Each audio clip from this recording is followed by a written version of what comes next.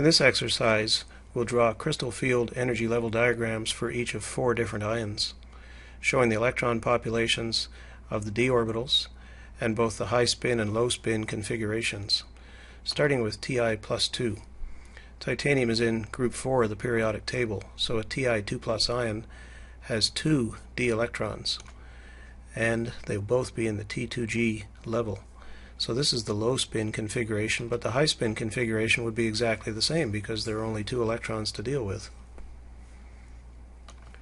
How about chromium 3 plus? Well, it turns out that this is a D3 configuration. So the 3 d electrons will distribute themselves among the degenerate T2G d orbitals in a low spin configuration, but the high spin configuration will be the same, again because there are only 3 electrons. How about manganese 2 plus? This is a D5 configuration. Here we'll see something different.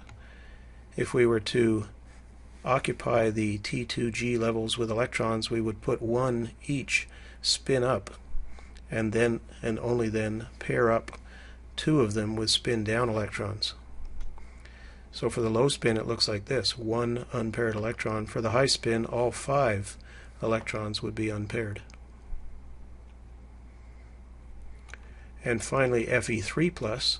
Turns out this is also a D5 configuration. Since iron is in column 8, Fe3 plus would only have 5 d electrons, and in a low spin configuration they'd look like this, and on a high spin like this. So the same as Mn2 plus, because both of these ions are D5 configurations.